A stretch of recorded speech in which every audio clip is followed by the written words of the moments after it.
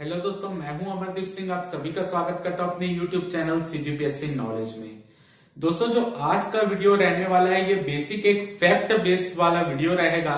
इसमें हम जो है जितने भी हमारे नास्तिक दर्शन है उससे रिलेटेड जितने भी फैक्ट है वो हम इस पार्ट में कवर करने वाले हैं। अक्सर पेपर में आपने देखा होगा कि हमारे डायरेक्ट क्वेश्चन आते हैं, जैसे अनेकांतवाद का सिद्धांत किस दर्शन से संबंधित है, क्षणिकवाद का सिद्धांत किस दर्शन संबंधित है। क्योंकि हमारा जो पीएससी का पैटर्न है वो एक फैक्चुअल पैटर्न है, कभी भी डीप में इस चैप्टर से कभी क्वेश्चन नहीं गया है। तो और अधिकतर जब पेपर में क्वेश्चन आते हैं तो हमको सिद्धांत जब पूछते हैं तो हमको कंफ्यूजन आता है कि ये जैन दर्शन से संबंधित है कि बौद्ध दर्शन से संबंधित है। तो इसी के लिए आज का वीडियो जो रहेगा उसमें मैं केवल आपको फैक्ट की नॉलेज देने वाला हूं कि जैन दर्शन से संबंधित कितने सिद्धांत हैं, बौद्ध दर्शन से संबंधित कितने सिद्धांत है और चार्वाक दर्शन से संबंधित कितने सिद्धांत है। और इसके अलावा अगर वर्तमान में आपने देखा होगा यूपी पीएससी का पेपर हुआ है, कई स्टेट पीएससी के पेपर हुए हैं, उसमें जो है बौद्ध धर्म और जैन धर्म जब चल रहा था भारत में तो उस समय जो है कुछ अन्य संप्रदाय भी भारत में कार्यरत थे। तो उन संप्रदायों के प्रमुख कौन है ये भी, या प्रवर्तक कौन है, इससे रिलेटेड क्वेश्चन भी पेपर में अभी करंट में पूछे गए हैं। तो हो सकता है कि आपका जो है इस तरीके का क्वेश्चन हमारे पीएससी में भी पूछा जाए। तो ये पार्ट हम फैक्चुअल नॉलेज जो है आज की क्लास में कवर करने वाले हैं। इससे पहले भी मैंने जैन धर्म बौद्ध धर्म से रिलेटेड क्वेश्चन के मतलब पूरा वीडियो बनाया हुआ है उसका। अगर आपको इसको डिटेल में देखना हो तो आप चैनल की प्लेलिस्ट में जाके दर्शन वाले प्लेलिस्ट में आप जाकर देख सकते हो उसको। लेकिन ये वीडियो जो रहेगा फैक्चुअल रहेगा और मेरा प्लान यही है कि आने वाले समय में भी जो अभी हम दर्शन से रिलेटेड पार्ट पढ़ेंगे, जैसे कि बहुत सारे भारतीय दार्शनिक है उनके सिद्धांत क्या क्या है वो भी हम ऐसे ही फैक्चुअल पढ़ेंगे, ताकि क्योंकि उससे वो जो डिटेल में पूछेगा वो तो मेंस में पूछेगा, हमको प्री के अकॉर्डिंग कम समय में ज्यादा क्वेश्चन करना है। तो हम जो है दार्शनिक और उनके विचार जो है उनके सिद्धांत वो भी ऐसी फैक्चुअल में पढ़ेंगे। बाकी जो षट दर्शन वाला जो बचा पार्ट है उसको भी हम देखते हुए चलेंगे, उसको डिटेल में भी देखेंगे और फैक्चुअल में देखेंगे। तो आज की क्लास आपके लिए बहुत ज्यादा इंपॉर्टेंट होने वाली है। आज के वीडियो से अगर आप देखेंगे तो 1 से 2 क्वेश्चन पेपर में आने की गारंटी है कि इससे 1 न 2 क्वेश्चन पेपर में आएगा ही। तो यह क्लास अगर आपको अच्छी लगे तो वीडियो को जरूर लाइक कीजिएगा, और अगर आपको लगता है कि ऐसे ही पार्ट आपके लिए और वीडियो लाए जो मैं अपना प्लान बता रहा था, अगर आपको वो लगता है तो वो भी जो है हम उस तरीके से वीडियो बनाएंगे। तो आप उसको लाइक या कमेंट करके मेरे को बताइएगा कि आपको ऐसे वीडियो और चाहिए कि नहीं चाहिए। तो चलिए सबसे पहले हम देखते हैं बौद्ध दर्शन से संबंधित कौन कौन से महत्वपूर्ण सिद्धांत हैं। तो जितने भी हम यहां पर पढ़ेंगे वो बौद्ध दर्शन से संबंधित महत्वपूर्ण सिद्धांत हैं। तो सबसे पहले देखते हैं त्रिपिटक। पेपर में क्या क्वेश्चन आएगा, त्रिपिटक का संबंध किस दर्शन से है, सीधा क्वेश्चन आता है। तो त्रिपिटक का संबंध है बौद्ध दर्शन से। तो कौन कौन से त्रिपिटक है, विनय पिटक, सुत्त पिटक और अभिधम्म पिटक। ठीक है, तो ये त्रिपिटक है, विनय पिटक, सुत्त पिटक और अभिधम्म पिटक। तो त्रिपिटक का सिद्धांत जो है वो बौद्ध दर्शन से संबंधित है। सेकंड है आर्य सत्य। आर्य सत्य का संबंध किस दर्शन से है, बौद्ध दर्शन से। डायरेक्ट क्वेश्चन आता है जो हम पढ़ते हैं, संसार में दुख ही दुख है, दुख का कारण तृष्णा है, तृष्णा के निवारण के लिए दुख का निवारण आवश्यक है। ये सब जो हम पढ़ते हैं वो 4 आर्य सत्य जो है वो भी बौद्ध दर्शन से संबंधित है। अब उसमें अगला क्या बताया गया, अष्टांगिक मार्ग बताया गया, यानी दुखों का निवारण कैसे किया जा सकता है वो उसके लिए अष्टांगिक मार्ग बताया गया, जैसे सम्यक दृष्टि, ये सब जो हम पढ़ते हैं। तो ये अष्टांगिक मार्ग का संबंध भी किससे, बौद्ध दर्शन से। तो आपके पेपर में क्या क्वेश्चन बनेगा, बौद्ध दर्शन में दुख के निवारण के लिए या दुख का निवारण कैसे किया जा सकता है, तो वो किया जा सकता है अष्टांगिक मार्ग को फॉलो करके। या आपसे क्वेश्चन पूछेगा अष्टांगिक मार्ग का संबंध किस दर्शन से है, तो बौद्ध दर्शन से। इसके अलावा बौद्ध दर्शन में एक त्रिशिक्षा का भी सिद्धांत है। तो वो कौन कौन सी त्रिशिक्षा है, शील शिक्षा, समाधि शिक्षा और प्रज्ञा शिक्षा। तो ये त्रिशिक्षा का सिद्धांत भी बौद्ध दर्शन संबंधित है। इसके अलावा है प्रतीत्य समुत्पाद का सिद्धांत, ये पेपर में आने के चांस ज्यादा है। तो प्रतीत्य समुत्पाद का सिद्धांत भी किससे संबंधित है, बौद्ध दर्शन से संबंधित है। अगला है द्वादश निदान। द्वादश निदान यानी 12 टोटल 12 चीजें बताई गई है दुखों का निवारण। एक अलग से सिद्धांत अष्टांगिक मार्ग के अलावा एक सिद्धांत है, ये भी दुखों से संबंधित है। तो ये द्वादश निदान या आप बोल सकते हैं 12 निदान जो है वो भी बौद्ध दर्शन से संबंधित है। इसके अलावा क्षण भंगुरवाद या क्षणिकवाद, तो क्षण भंगुरवाद या क्षणिकवाद का सिद्धांत जो है वो भी बौद्ध दर्शन से ही संबंधित है, पेपर में आया हुआ क्वेश्चन है। इसके अलावा अनित्यवाद का सिद्धांत, अनित्यवाद का सिद्धांत भी जो है वो बौद्ध दर्शन से संबंधित है। अगला है अर्थ क्रियाकारित्व का सिद्धांत, अर्थ क्रियाकारित्व का सिद्धांत भी जो है बौद्ध दर्शन से संबंधित है। इसके अलावा एक बौद्ध दार्शनिक थे जिन्होंने माध्यमिक शून्यवाद का सिद्धांत दिया या शून्यवाद का सिद्धांत दिया, जिनका नाम है नागार्जुन। तो नागार्जुन जो है वो शून्यवाद संप्रदाय से संबंधित है या शून्यवाद का सिद्धांत दिया, क्योंकि ये बौद्ध दार्शनिक थे इसलिए इसको इसके अंतर्गत पढ़ रहे हैं।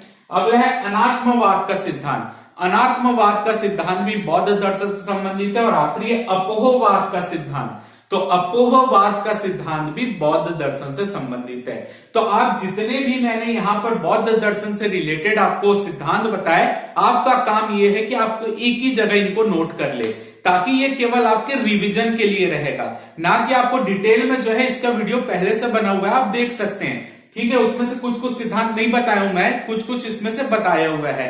तो आपका काम यह है कि आपको पेपर में कंफ्यूजन ना हो, आपको याद करते हुए आपका क्लियर व्यू रहे। इसके लिए जितने भी मैंने बौद्ध दर्शन से संबंधित सिद्धांत बताए आपको एक ही जगह लिख लेना है।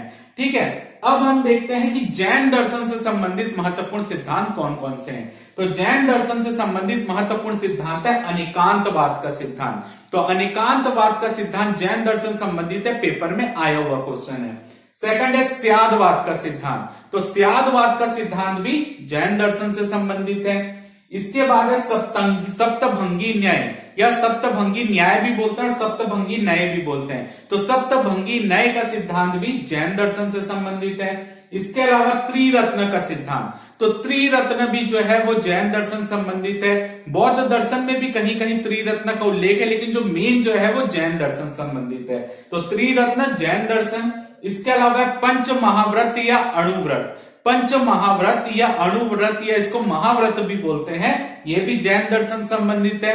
इसके अलावा 10 धर्म या 10 शील का सिद्धांत, तो 10 धर्म या 10 शील का सिद्धांत भी जैन दर्शन से संबंधित है। तो अभी जो हम यहाँ पे कवर कर रहे हैं नास्तिक दर्शन है, आपको याद रखना है। नास्तिक दर्शन का मतलब ऐसे दर्शन जो वेदों की प्रामाणिकता को स्वीकार नहीं करते या वेदों की निंदा करते हैं।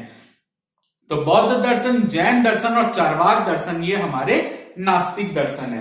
अब हम यहाँ पर जो पार्ट पढ़ने जा रहे हैं, ये आजकल पेपर में ट्रेंड चल रहा है, उसमें ये वाले क्वेश्चन पेपर में आ रहे हैं।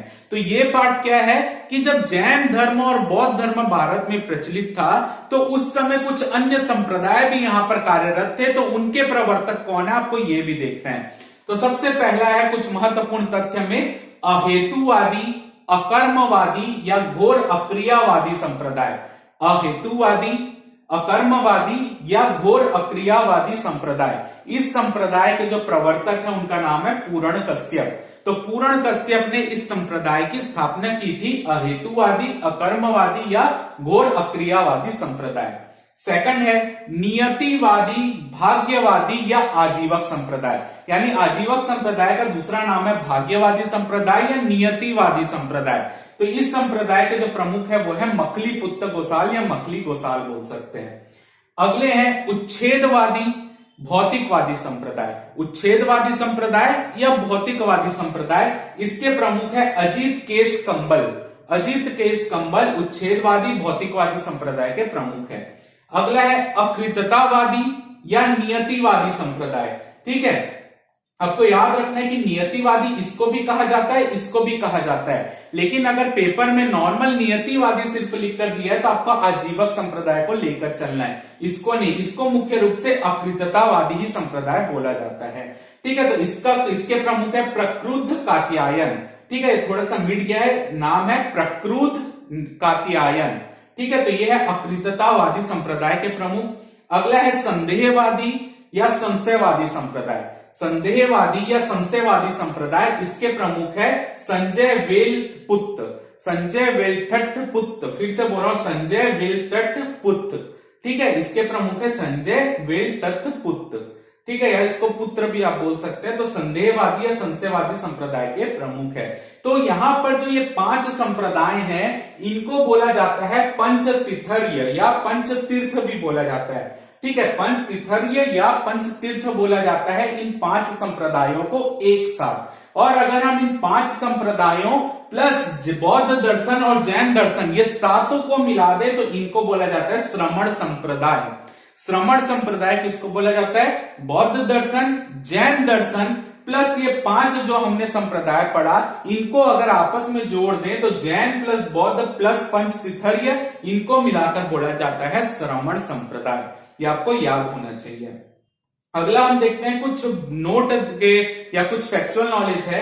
बौद्ध ग्रंथों में महावीर को, जो जैन दर्शन के प्रमुख है, जैन धर्म के महावीर तीर्थंकर रहे हैं, तो बौद्ध ग्रंथों में महावीर को बोला गया है निगंठनाथ पुत्र। निगंठनाथ पुत्र, ठीक है, निगंठनाथ पुत्र ये बोला गया बौद्ध ग्रंथों में महावीर को। इसके अलावा जो जैन साहित्य होते हैं, जैन साहित्य को आगम कहा जाता है। आगम किसे कहते हैं? जैन साहित्य को। अगला है जैन साहित्य में पुराण। तो जैन साहित्य में पुराण को चरित कहा गया है। जैन साहित्य में पुराण को चरित कहा गया है। इसके अलावा भगवती सूत्र, जो कि जैन धर्म से या जैन दर्शन से संबंधित आप बोल सकते हैं, जैन धर्म से संबंधित जो है भगवती सूत्र, इस भगवती सूत्र में मुख्य रूप से तीर्थंकरों की जीवनी बताई गई है। यानी जो जैन धर्म से संबंधित तीर्थंकर रहे हैं उनकी जीवनी जो है भगवती सूत्र में बताई गई। इसके अलावा कल्प सूत्र में भी बताई गई है। ठीक है, अगला है धम्मपद। धम्मपद जो एक ग्रंथ है उसको बौद्ध धर्म की गीता कहा जाता है। धम्मपद नामक ग्रंथ को बौद्ध धर्म की गीता कहा जाता है। तो ये कुछ फैक्चुअल नॉलेज है जैन धर्म और बौद्ध धर्म संबंधित, और ये जैन दर्शन और बौद्ध दर्शन हमने पढ़ा। इसके अलावा बाकी आप जैन धर्म बौद्ध धर्म से संबंधित जितने भी पार्ट है वो आप हिस्ट्री में पढ़ते ही हैं। अगला हम देखते हैं चार्वाक दर्शन, जो कि यहाँ पे मुख्य रूप से नास्तिक दर्शन में सबसे श्रेष्ठ दर्शन जो है, या जिसको नास्तिक शिरोमणि दर्शन कहते हैं, जो वेदों की घोर निंदा करते हैं, वो है चार्वाक दर्शन। तो चार्वाक दर्शन को और किस नाम से जानते हैं, ये पेपर में क्वेश्चन आता है। तो पहला है चार्वाक दर्शन का दूसरा नाम है लोकायत दर्शन, ब्रह्मस्पत्य दर्शन, और इसको नास्तिक शिरोमणि दर्शन भी कहा जाता है। लोकायत दर्शन, बृहस्पत्य दर्शन या नास्तिक शिरोमणि दर्शन। ठीक है, क्योंकि इसके प्रवर्तक गुरु बृहस्पति, तो उनके नाम पर बृहस्पत्य दर्शन कहा जाता है। लोगों में फेमस था इसलिए लोकायत दर्शन कहा जाता है। और वेदों में नास्तिक दर्शन में सबसे ज्यादा वेदों की निंदा करने वाला यही दर्शन है, इसलिए इसको नास्तिक शिरोमणि दर्शन भी कहा जाता है। ठीक है, इसके प्रवर्तक गुरु बृहस्पति। इसके अलावा जो है चार्वाक दर्शन जो है वो भौतिकवादी दृष्टिकोण वाला दर्शन है। ठीक है, यानी ये जो है प्रत्यक्ष को प्रमाण मानता है, यानी जो चीजें सामने है उसी को प्रमाण मानकर चलेगा। तो आपके पेपर में क्वेश्चन बनता है निम्न में से ऐसा कौन सा दर्शन है जो केवल प्रत्यक्ष को प्रमाण मानता है, यानी जो सामने है वही सत्य है, तो वो है चार्वाक दर्शन।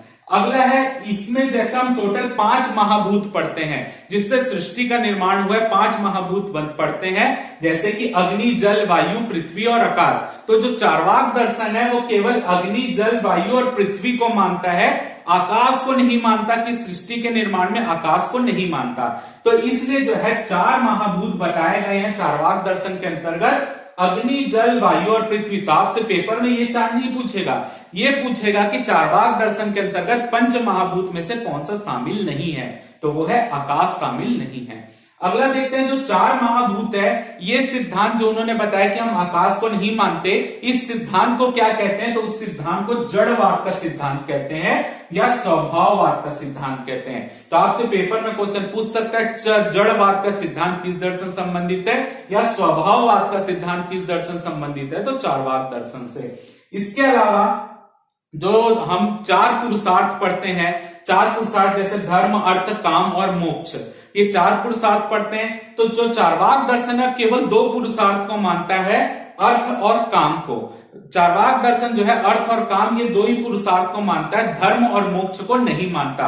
मोक्ष तो वो बोलता है कि जब आपकी मृत्यु होगी वैसे ही आप मोक्ष पालोगे, ऐसा कोई साधन नहीं आपकी मृत्यु के बाद तुरंत मोक्ष मिल जाएगा, यानी मृत्यु ही मोक्ष है उनके हिसाब से। और धर्म को मानते ही उसकी निंदा करते हैं। तो केवल 2 पुरुषार्थ मानते हैं चार्वाक जो है, अर्थ और काम। उसमें भी जो मेन मानते हैं वो काम को मानते हैं। ठीक है। तो पेपर में अगर क्वेश्चन आता है चार्वाक दर्शन के अनुसार सबसे मेन पुरुषार्थ कौन सा है, तो वो काम को मानते हैं, ना कि अर्थ को मानते हैं। ठीक है, ये दोनों वो मानते हैं, लेकिन इनमें मेन जो है अर्थ और काम में, काम जो है वो मेन है। क्लियर है। तो इस तरीके से जो है आपको पढ़ना है, ये जो हो गया चार्वाक दर्शन से रिलेटेड जितने क्वेश्चन पेपर में आते हैं। एक और पूछ सकता है, आपको स्टेटमेंट दे सकता है। चार्वाक दर्शन का स्टेटमेंट है, जब तक जियो सुख से जियो, अगर आपके पास पैसे नहीं है तो आप उधार लेकर घी पियो। ठीक है, इस तरीके का जो है चार्वाक दर्शन एक सुखवादी दर्शन है, जो जनता को या उसमें जो मेन जो उसका उद्देश्य बताएगा कि आप सुखी रहो। ठीक है, चाहे आप उधार लेकर पियो, आप खुश रहो। तो यहाँ पे जो है ये आपको याद रखना है, काम सबसे महत्वपूर्ण है, लेकिन वो अर्थ को भी मानते हैं। तो ये जितने क्वेश्चन पेपर में इन नास्तिक दर्शन से बन सकते थे, उसको मैंने फैक्चुअल नॉलेज सिर्फ इस वीडियो में दिया है। तो आप इसको एक जगह लिखिएगा, मेरा उद्देश्य ये है कि आप इनको एक जगह नोट कीजिए। इस वीडियो से नास्तिक दर्शन से हर साल 1 से 2 क्वेश्चन पेपर में आते हैं, तो आप इतना पढ़ेंगे, आपसे 1 से 2 क्वेश्चन जो आ रहे हैं वो आसानी से बन जाएंगे।